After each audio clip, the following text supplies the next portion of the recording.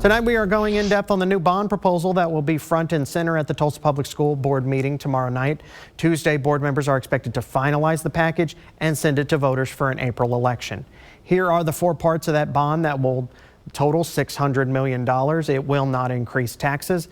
Around $190 million of that will go to what are called student learning opportunities. Those are curriculum materials, fine arts programming, and career pathway programs. Around $270 million will go towards building maintenance, repairs, and upgrades throughout the district. And $102 million is set for tech upgrades and cybersecurity.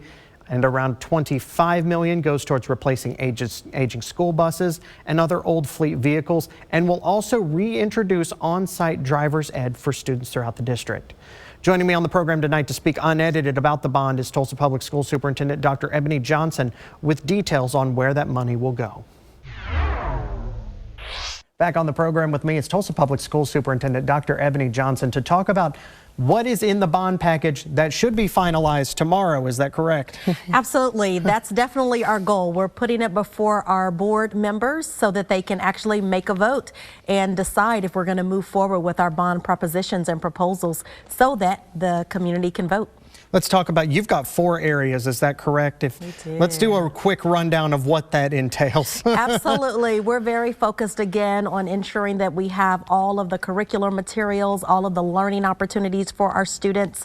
We're also focused on our technology, coupled with that, our safety, and making sure we continue to have safe learning environments. We're also going to continue to support transportation and just making sure that we have adequate transportation, not only for our traditional routes of getting students back and forth to school, but also post-secondary opportunities. So our students can go to the tech centers and to TCC for concurrent enrollment, to internships and just various opportunities. We talked about, as you were starting to form the bond, it does not raise taxes. Does this proposal still not raise taxes? That is correct. We were very adamant that we would keep the amount at a point where we are not increasing property taxes for any of our Tulsans. We think that that's critically important, and at the same time, we want to make sure that we have enough in the bond so that we can take care of all the aforementioned things, and as well as just making sure our schools are up to date, top notch. We have all the HVAC that we need, all of the parking lots and all the things that make our schools beautiful and whole. So this isn't paying teachers, this is the equipment and the classroom supplies aspect of this. Is that correct? That's exactly right. Okay. You know, there are sometimes misunderstandings about what the bond can pay for and cannot. And so we are not able to pay for personnel, like teacher salaries, support staff salaries. It does not go for that, but it actually allows us to pay for our buildings and making sure that we have, as you know, we're the largest school district in the state.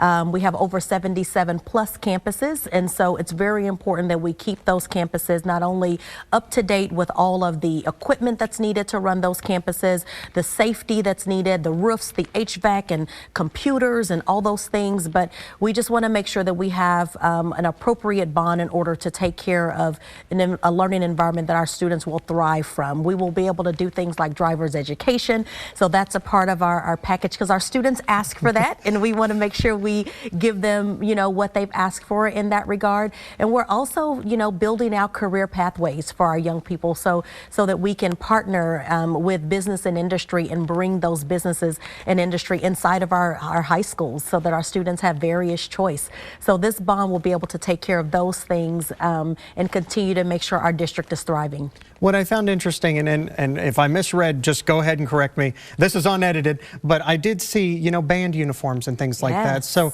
I found it interesting. There were things I will actually see as a voter. Usually sometimes I vote on these bonds and it's all just like paving something, and there were actual things I could actually see a student wear or use. That's right. Yeah. Well, we're centering around student engagement, and so this bond is really themed around how do we engage our young people so that they can come to school and all barriers be removed from them participating in our activities, coming to school every day, to be in our learning spaces and our learning environments, reducing crime chronic absenteeism because our students are excited to get up and go to school every day because of all the things we have to offer.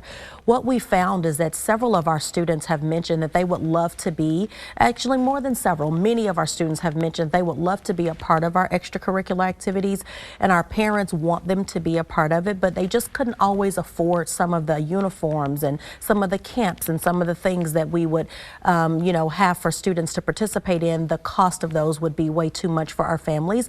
And so we've made a decision as a district that we're going to remove that, and we're going to pay for our students to have top-notch looking uniforms and band equipment and just various things that other districts sometimes, they have. And we want to definitely level up and make sure we have consistency across all of our high schools and middle schools and elementary schools, no matter where you attend. So let me ask you some scary stuff. What happens if this thing doesn't pass? Whew, that is a scary question.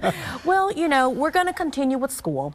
The difference, though, will be there will have to be some trade-offs, some really hard trade-offs I'm going to have to make regarding where we actually find the dollars to actually still do things we have to do. So we have to have HVAC.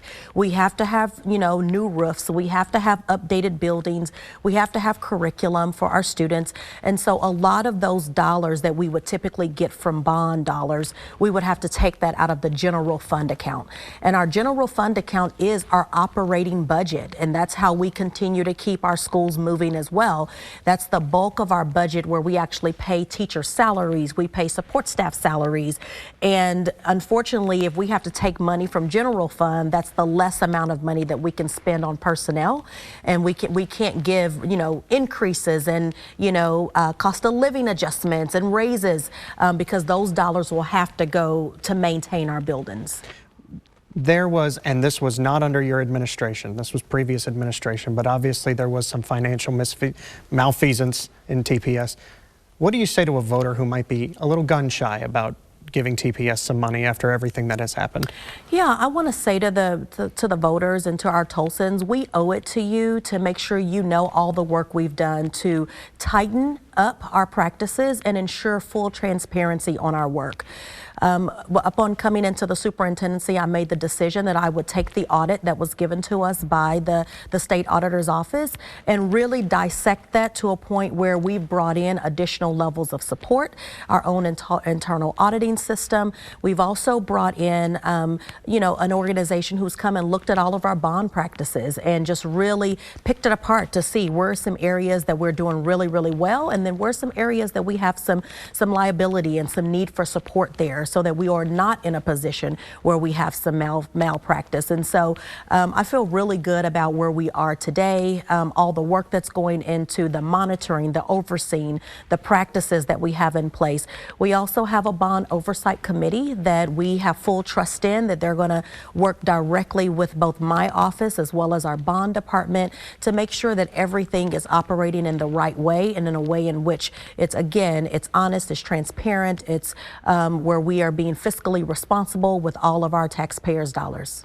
So let me ask you this, and I think you've seen it online as well. There's a lot of talk about doing away with property taxes, and I'm not asking you to take a side, but I'm interested in your expertise on this. What happens to a district with no property taxes? Should we do this thing? Well, I'll just speak directly for a large urban public school. I think it could be devastating for our school district to not have those property taxes flowing in to support our schools. I think that it will actually affect the way our city is perceived as a city that's thriving with thriving schools and beautiful campuses that then can then make property look even better and be better.